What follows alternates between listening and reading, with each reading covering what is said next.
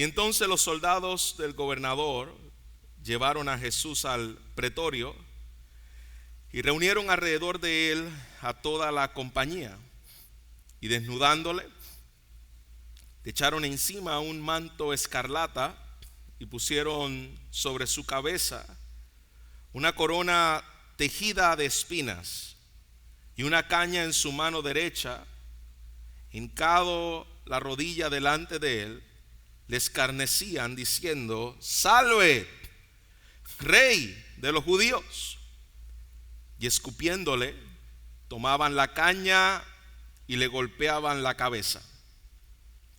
Después de haberle escarnecido, le quitaron el manto y le pusieron sus vestidos y le llevaron para crucificarle.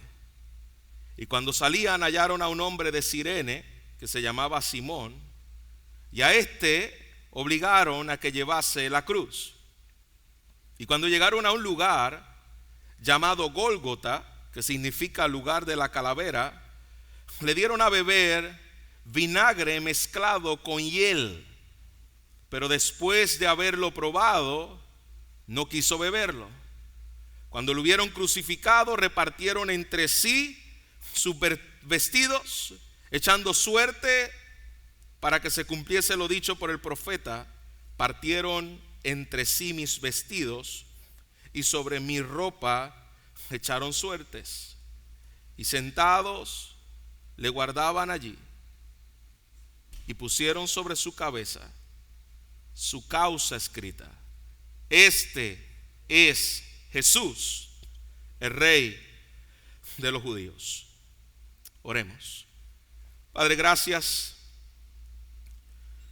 porque estamos ante un texto que penetra nuestro corazón a reconocer lo que tú estabas enfrentando allí. Y te rogamos que nos lleve una vez más al Calvario y que abra nuestros ojos y que nos haga, Señor, contemplar la gloria de tu Hijo Jesús. Y que todo, Señor, lo que podamos ver en este texto no sea simplemente una narrativa histórica, sino, Señor, una realidad que transforme, confronte y conforte el corazón de tus hijos en esta mañana. Porque todo esto te lo pedimos en el nombre de Jesucristo, tu Hijo. Amén. Amén.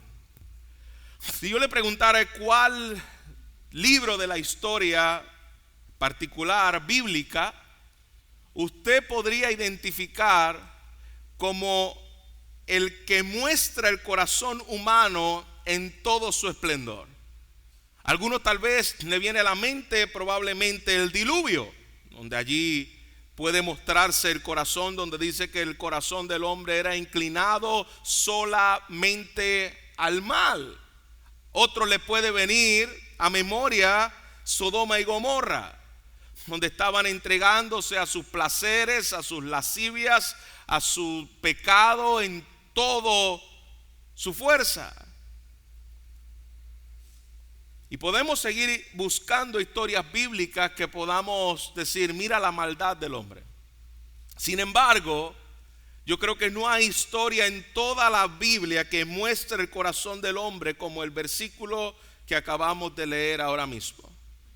No hay historia en la Biblia que revele cuánto el hombre aborrece a Dios como precisamente los versículos acabados de leer. Pero por otro lado, también podemos decir que no hay historia que muestre cuánto Dios ama al pecador como la historia que acabamos de leer. Así que vemos estas dos cosas corriendo simultáneamente. Dios vino en carne, le escupieron, le golpearon, no lo recibimos, le pusieron corona de espina, se burlaron de él, le pegaron en la cabeza. Todo esto, hermanos, es el diagnóstico. Esta es la manera en la cual el hombre actúa. El hombre no nace bueno, el hombre no nace con buenas intenciones. Hermano, tú y yo nacemos en pecado, y aquí se revela en todo su esplendor. El hombre es malo por naturaleza. Nosotros a veces no nos gusta o no lo creemos en teoría, pero no nos gusta escucharlo. No, yo sé que soy malo, incluso más cuando te señalan un pecado. No, todos pecan. ¿Quién no peca? Pero cuando te dicen y te señalan tu pecado, te molesta. ¿Por qué te molesta? Porque dentro de sí, tu propia maldad no te hace ver tan malo como lo que eres. Y eso es lo que estamos viendo precisamente en este texto. Es el lugar donde el corazón humano está mostrándose como es en todo su esplendor. A manera de repaso, vimos la semana pasada que Pilato, el gobernador de Judea, había pecado contra la justicia de Dios lavándose sus manos, había pecado contra su conciencia, había pecado contra sus convicciones, había pecado contra la verdad, la integridad del santo Hijo de Dios. Ha vendido su alma por la popularidad, por la seguridad.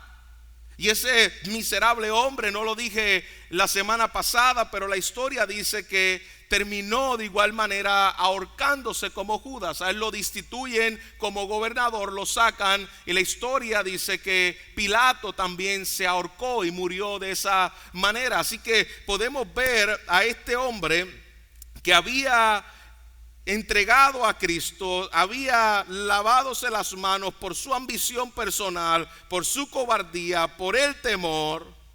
Y el versículo 26 dice que Jesús fue azotado, lo pusieron en un poste sus manos, lo suspendieron de la tierra de modo que el cuerpo no se podía mover, y dos hombres, dos soldados, uno por cada lado, con unas espigas de madera y unas correas de cuero, en cuyo extremo se llena de pedacitos de roca y huesos, junto con metal afilado y abajo un pequeño cuchillo.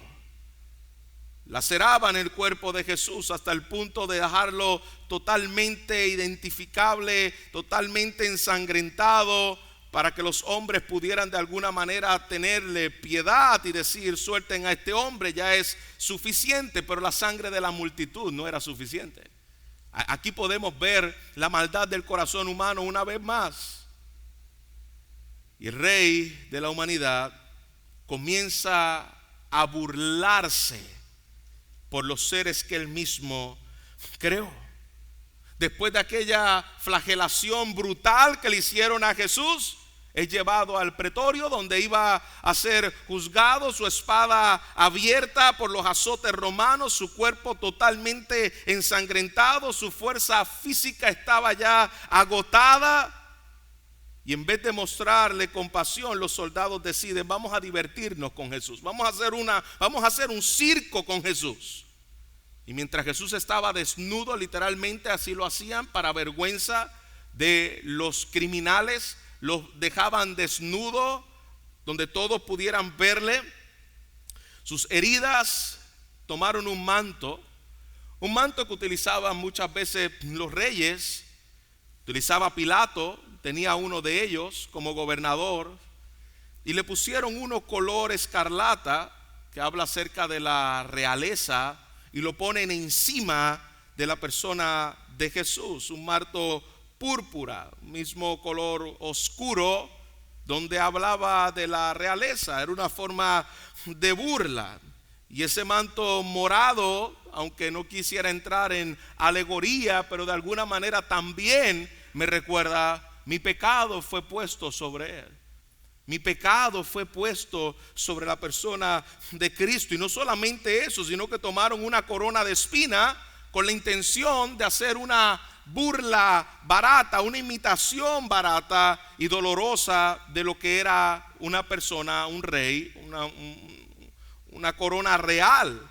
Es la misma imagen de Tiberio César. En la moneda, cada una de las monedas tenía el rostro de ese rey, del emperador.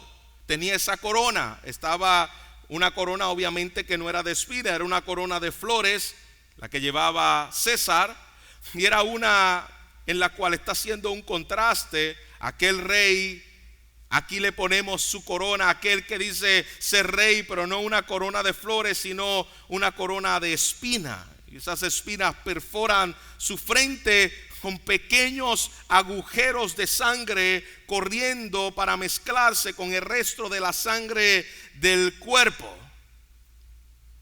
La primera vez que la Biblia habla acerca de la espina no es aquí. ¿Cuál fue la maldición de Génesis capítulo 3?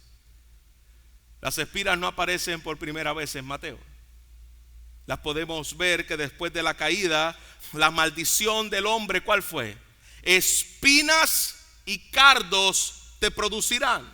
Esa fue la maldición que cayó sobre el hombre. Y eso es precisamente las espinas, bíblicamente hablando. Cuando utilizamos la analogía de la fe, la Biblia con la Biblia, las espinas eran señal de maldición, porque fue el veredicto que Dios dio cuando Adán pecó.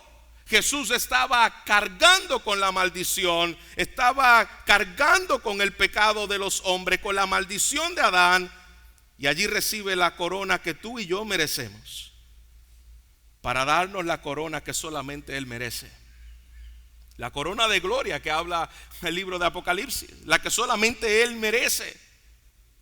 Él lleva la maldición por nosotros para que nosotros podamos recibir la bendición. Y no solamente eso, el circo continúa y le dan una caña como cetro. La mano derecha era la mano de autoridad y la caña era el símbolo de cetro. Y en aquellos días los reyes tenían ese cetro de 10,000 marfil de oro, y ese era su cetro. Se arrodillaban delante de él y gritaban: salve rey. Mira cómo los soldados estaban burlándose. No era admiración, esto es un sarcasmo, desprecio, burla. Tú que dices ser rey. Y lo más impactante, hermanos, es que ellos no saben que quien está delante de ellos es verdaderamente el rey que creó los árboles donde salió la madera que ellos le iban a crucificar, el rey que creó el oxígeno que ellos respiraban. Ellos no sabían delante de quién ellos estaban escupiendo al Dios que le dio el aliento. Estaban golpeando al creador de sus propias manos. Y mira la ironía del evangelio. Todo lo que usaban para burlarse, mire la forma en que Dios opera. Todo lo que ellos estaban usando era la verdad. Sí tiene corona, sí tiene un reino, sí tiene autoridad, sí Él es el rey. Y ellos creen que estaban haciendo una parodia, y Dios está revelando por medio aún de esa maldad. Él es un verdadero rey. Es aquí el verdadero rey. Y ahora mira cómo el hombre siempre rechaza la autoridad de Cristo. Los soldados toman esa caña, la arrancan de su mano y comienzan a golpearle la cabeza. La cabeza es una señal de autoridad. Cuando dice que los ha puesto por cabeza al pueblo de Israel y no por cola, en otras palabras era: yo te he puesto por autoridad a las naciones. Cuando dice que el hombre es la cabeza de la mujer, está diciendo que el hombre es la autoridad de la mujer. Mujeres, digan amén. Cuando Dios habla de la cabeza, está hablando acerca de autoridad. Lo que está aquí mostrándoles: tu autoridad no significa nada, tu reino es una burla, tu soberanía es ridícula. No te queremos que reine sobre nuestras vidas. No queremos rey. Eso no es un asunto nuevo que lo estamos utilizando ahora como un slogan de campaña en los Estados Unidos. No kings. Esto es lo que siempre el hombre ha querido. No quiero que nadie gobierne sobre mí. No quiero un rey sobre mi vida que dicte lo que yo tengo que hacer. Ese fue el pecado de Israel y ese sigue siendo el pecado de los hombres. Cada vez que tú y yo ignoramos la palabra de Dios, estamos tomando un cetro simbólicamente y estamos golpeando la cabeza de Jesús. Yo sé mejor que tú. Mis planes son mejores que los tuyos. Porque el pecado va más allá de quebrantar la ley de Dios, es destronar a Dios y sentarnos nosotros en el trono que a Él le corresponde. Es lo que está ocurriendo aquí de manera física con los soldados, pero es lo que ocurre de manera literal en nuestras acciones diarias. Y luego vemos cómo llevan al inocente al lugar de la condenación. Versículo 31 al versículo 32 dice: después de burlarse de él, lo llevan para crucificarle. Después de haberle encarnecido, le quitaron el manto, le pusieron sus vestidos y lo llevaron para crucificarle. Yo quiero que nos detengamos y que preguntemos: ¿qué es la crucifixión? ¿Dónde se origina la crucifixión? Porque era el método en el cual utilizaban los romanos para matar a los criminales. La crucifixión se originó en Persia y se originó desde las circunstancias extrañas, porque los persas eran obviamente un pueblo idólatra y tenían una deidad, y esa deidad era conocida como Hormuz. Y Hormuz era el dios que consideraba que la tierra era sagrada, era algo santo. Así que cualquiera que pudiera morir o fuera ejecutado tenía que ser levantado sobre la tierra, para que esa persona fuera ejecutada en virtud de su mal y no contaminara la tierra, porque la tierra era sagrada. Y así fue que los persas idearon un método llamado como la crucifixión, una manera de suspender a una persona sobre la ejecución de su muerte. Ese fue el mismo método que entonces utilizan los romanos para crucificar, escuche bien, aproximadamente más de 30,000 judíos. Lo hicieron por todas las carreteras para advertirle a la gente: esto es lo que te va a suceder si alguien viola la ley romana. Así vas a terminar. Y la ejecución de estos hombres era visto como parte de ese teatro mostrado. Así va a ocurrir cuando se rebelen contra nuestro imperio. Los llevaban fuera, y dice el libro de Hebreos que Jesús sufrió fuera de la puerta para santificar a su pueblo. Ese rechazo lo lleva afuera de la ciudad, y el santo es traído como un inmundo y el puro es traído como el culpable. ¿Por qué? Porque estaba tomando allí nuestro lugar.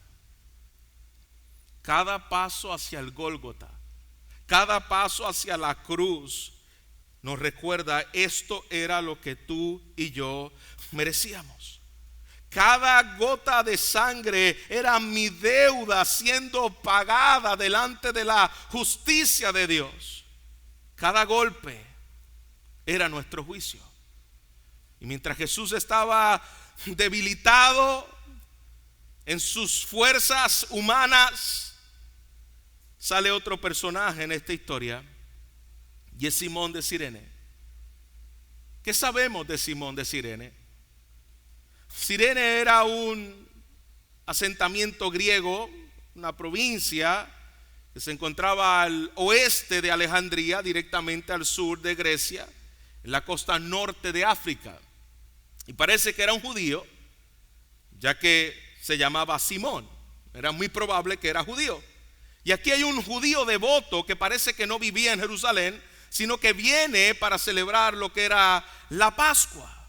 En ese largo periodo y esa procesión que Jesús está llevando, encuentran a este hombre los soldados romanos. Dice el Evangelio de Marcos capítulo 15 versículo 21 que lo obligaron a uno que pasaba, llamado Simón de Cirene, padre, y aquí hay un detalle que yo quiero que prestemos atención, padre de Alejandro y Rufo, que venía del campo a que le llevase la cruz.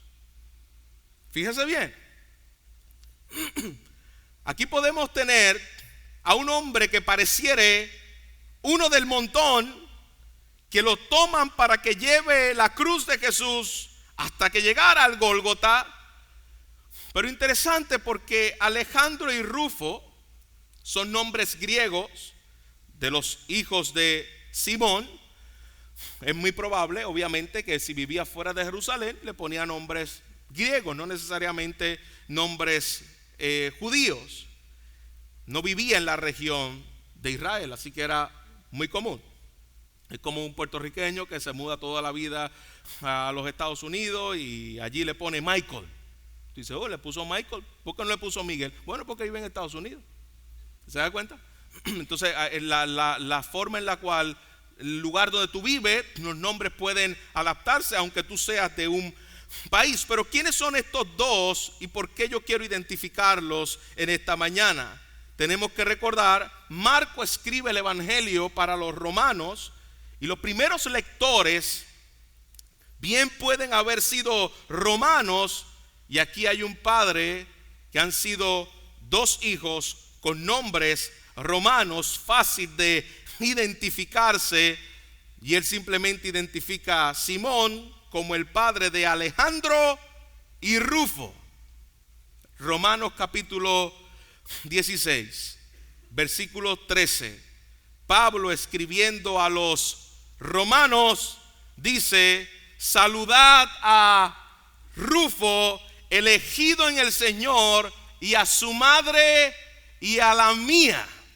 Por lo tanto, no es difícil darse cuenta de que es muy posible que Simón, aunque sin darse cuenta, que aquello que llevaba, aquella cruz pesada, una experiencia que lo marcó de por vida, su esposa llegó a ser una madre para el apóstol Pablo.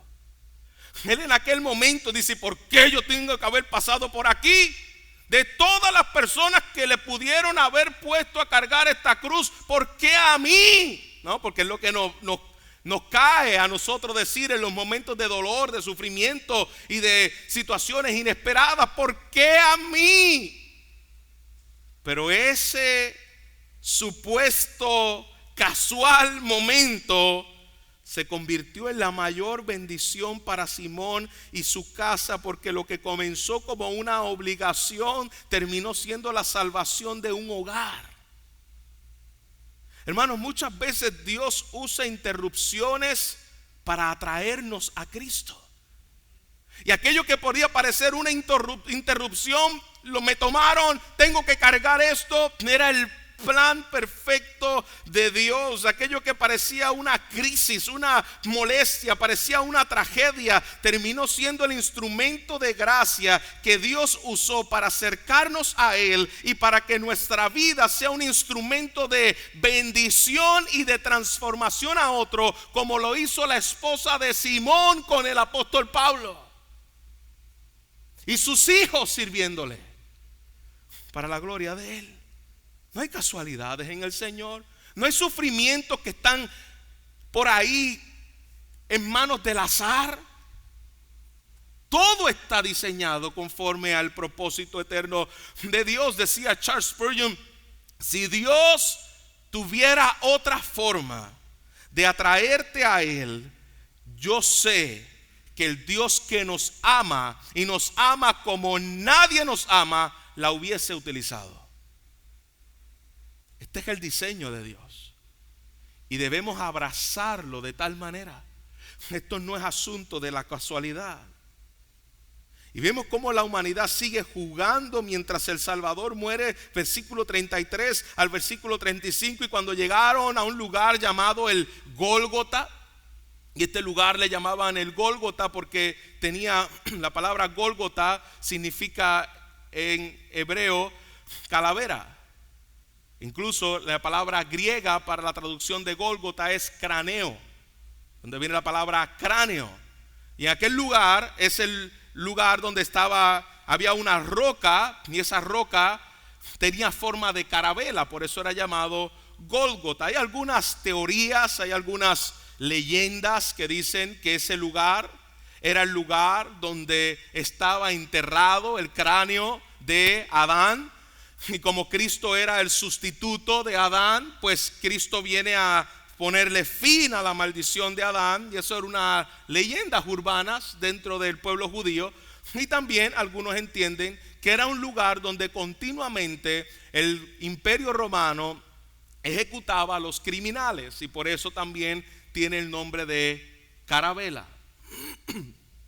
Cuando llegaron a un lugar llamado Gólgota, que significa lugar de la calavera, eso es lo que la palabra Gólgota significa, le dieron a beber vinagre mezclado con hiel, pero después de haberlo probado, lo escupió. No lo quiso. Llegan al Gólgota, le ofrecen vino mezclado con hiel. ¿Y por qué Jesús lo escupe? Porque el vino mezclado con hiel era un tipo de sustancia anestesióloga, si puede decir la palabra, donde le daba un poco de alivio al dolor en el cuerpo. Y recuerda que Jesús está allí por la misión del Padre. Él viene a morir por los pecados de su pueblo. Así que Jesús la rechaza, como dice el Salmo 62, 21. Es un salmo mesiánico, porque Él vino a beber la copa de la ira de Dios. Él vino a soportar todo el peso del pecado que estaba allí cargando. Entonces lo crucifican, y Mateo sorprendentemente apenas describe este acto, porque el énfasis está en el sufrimiento físico. No está allí, perdón, está en la maldad humana. Mateo quiere que pueda el hombre ver la forma en la cual el hombre actúa, la forma en la cual el hombre es mientras el Hijo de Dios muere. Esto, hermano, es impresionante. Porque mientras el Hijo de Dios muere, los soldados están jugando, están echando suerte, están apostando por la ropa de Jesús. ¿Se da cuenta que tú puedes estar cerca de la cruz y lejos de la salvación? Ellos que estaban cerca de Jesús,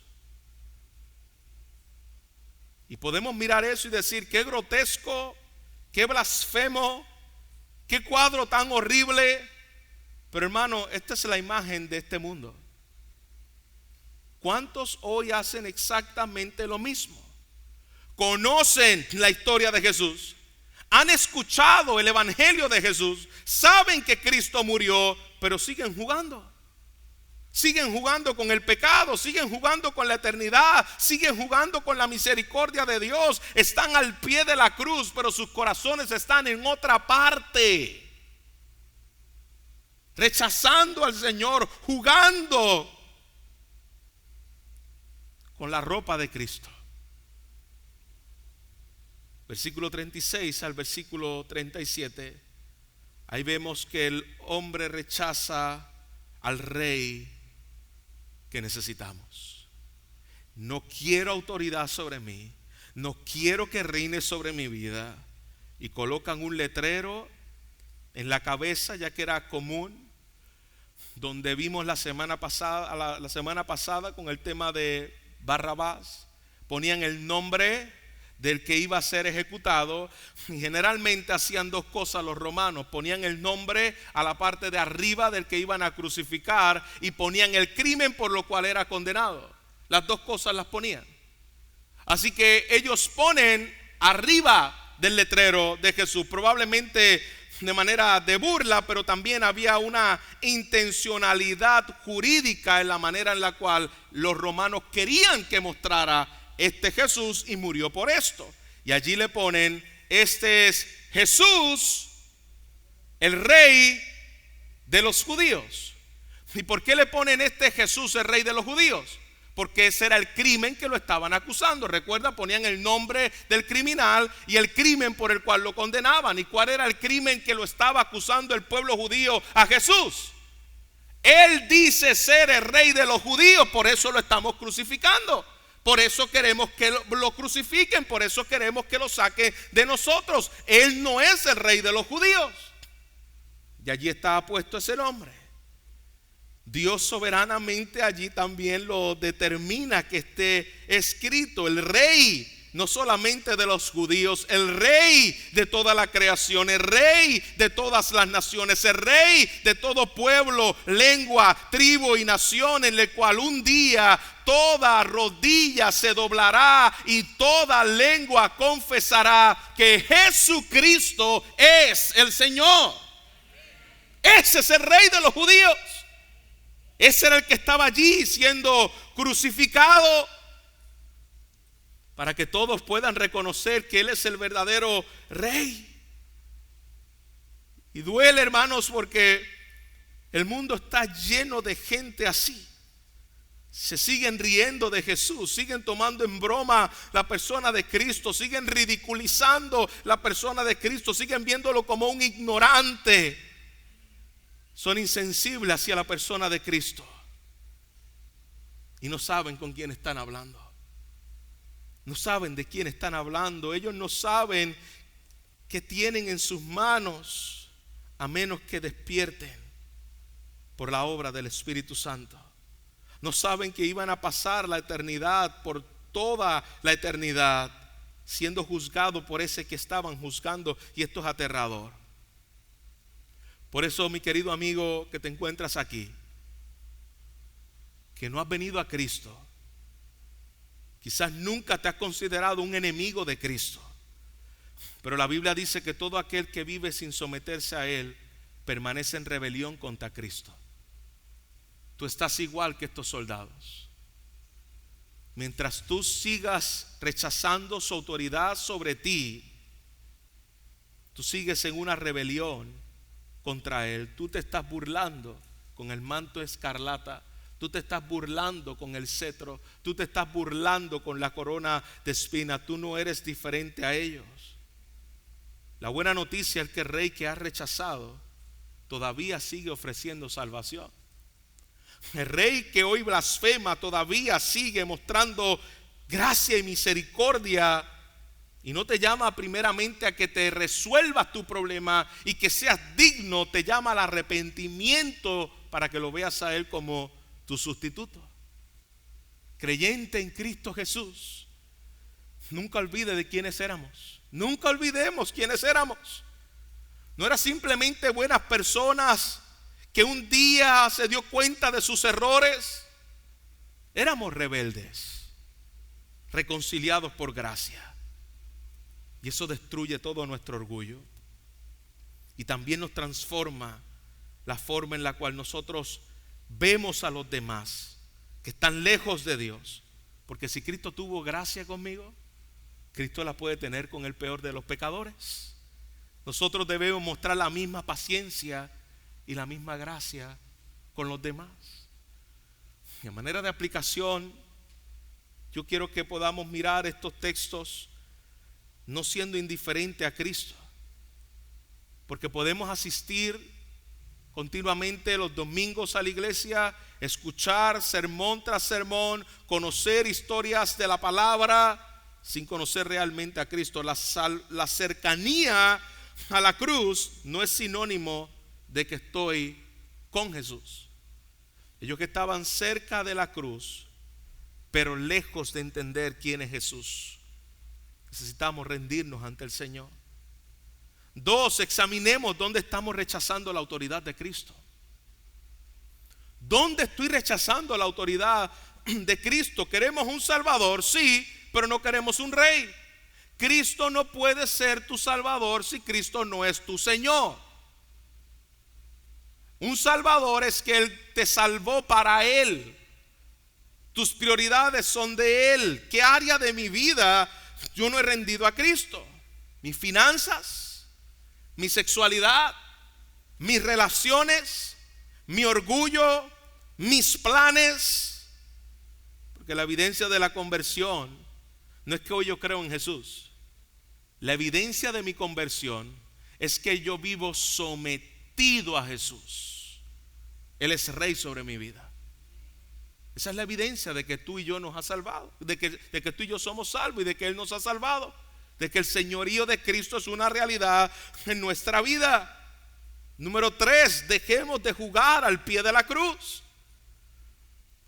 Puedes saber lo suficiente del Evangelio para ser salvo, pero sigues postergando tu arrepentimiento. Eso es jugar a los pies de la cruz. Tú sabes que eres pecador. Tú sabes que necesitas ser salvo. Y tú sabes que si tú mueres, vas a ir por la eternidad bajo la condenación de Dios. Tú lo sabes. Pero sigues jugando con aquello que le costó la sangre a Cristo. Buena noticia, todavía hoy es día de arrepentimiento. Deja de jugar a los pies de la cruz y ven al Cristo crucificado. Número 4, maravillémonos de la gracia del Señor.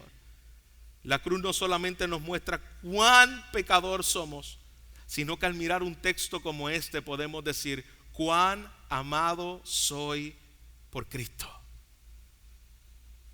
Ese fue el mismo que dijo: Señor, perdónalos porque no saben lo que hace. Y veremos versículos más adelante que esa oración fue contestada, porque precisamente uno de los soldados mira y dice: verdaderamente este era el Hijo de Dios. Si Cristo murió por esos, hay esperanza para cualquier pecador que pueda venir en arrepentimiento. Y por último, adora al verdadero Rey, coronado de espinas. La corona de espinas fue temporal, pero la corona de gloria, hermanos, es eterna. Aquel que fue humillado volverá en gloria, y cuando regrese, hermanos, ya no vendrá llevando una cruz, sino llevando una corona, y toda lengua le va a confesar: Jesucristo es el Señor, para la gloria de Dios Padre. Un texto como este, hermanos, me lleva a ver mi pecaminosidad, la maldad del hombre, pero la toda suficiencia soberana, poderosa, majestuosa autoridad de nuestro Rey. Que el Señor nos consuele y nos conforte con su bendita palabra. Oremos al Señor. Padre, gracias, porque este pasaje nos recuerda, Señor, cuán malvado es el corazón del hombre y cuán lleno de gracia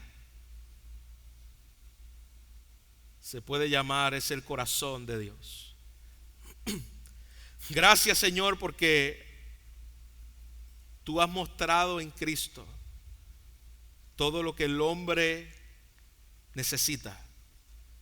Y ante un corazón tan perverso, solamente aquel sustituto que vino a tomar el lugar de nosotros como pecadores es lo que nos da hoy, Señor, la esperanza. Como decía Jeremías, no hay cosa más perversa que el corazón del hombre. No hay nada más malvado que el corazón del hombre. Engañoso es y perverso. ¿Quién lo conocerá?